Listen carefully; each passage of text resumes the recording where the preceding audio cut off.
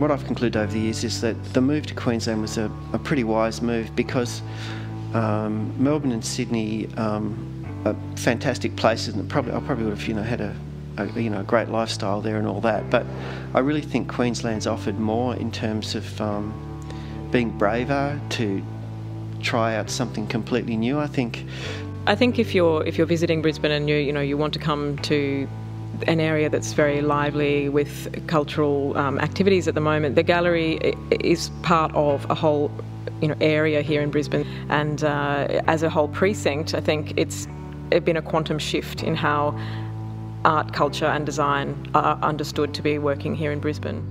This is a tour of Brisbane's cultural centre and South Bank, where the city is abuzz with excitement about design and art. If you're not excited yet, you will be after this itinerary.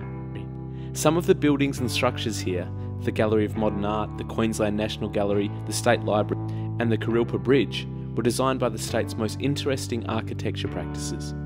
This tour will take you behind the scenes of the creative culture around this precinct, starting with the inside scoop from the architects. I'm saying that it was one of the more contentious spaces, and yet now that the library is complete, the whole city, to an extent, wonders how it is that they ever got by without this room. Our main engineer, a fellow called Tristram Carfrae from Arup, just mooted the idea of a tensegrity bridge as another type. I then raced to the computer to Google tensegrity, so I didn't know any more than any of the public out there at that point, in truth. People go to galleries to meet other people and to connect with art. I do think that central gathering space has been very successful in that you find people, you meet people. The number of times we've been to the gallery and just run into people that we know, because it all comes to the one point. It's not overly generous, but it's enough space to be able to comfortably meet and greet. We were never sure how well that space would work, but we're very pleased with how it functions. Hidden around the precinct, you'll find a number of artists and designers, many of whom are locals. But also quite a few have moved to Brisbane particularly because they want to work here. On this tour you will not only see their work, but also hear how they are influenced by their surroundings. I'm affected by my environment. I think colour is one of the biggest influences on me. When the sun goes down in the evening, the colours of the insects, the trees, the vividness of it, I think, really has come out in my work now than it ever used to. I'd never go near colour in England so much, not so brightly, but now, yes. Other designers share their concern about the influence their work has on the environment. The easiest way to be sustainable is to, when you have a plywood sheet of 1800 by 1200 or whatever, yes, you can make a chair, but if you can make as many chairs and use as much of that sheet as possible, that's when you start becoming efficient. I get to see a lot of industrial sites, which inspires the designs that we produce and the products that we produce.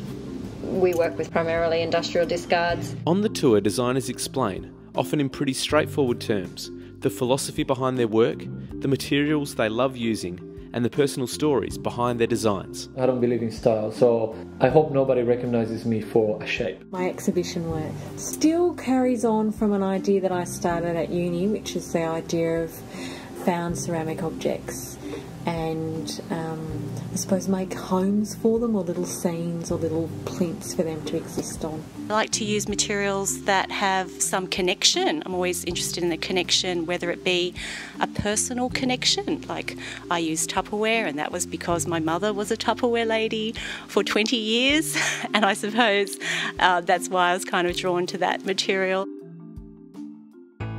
This tour is living proof that design not always has a financial value, and it's not always about beautiful objects or spaces.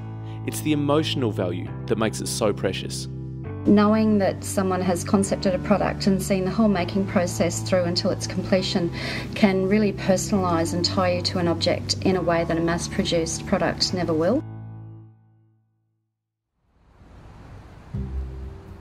The Audio Design Museum is a living museum, where the city becomes the exhibition space. You could look at it like an urban safari about creativity.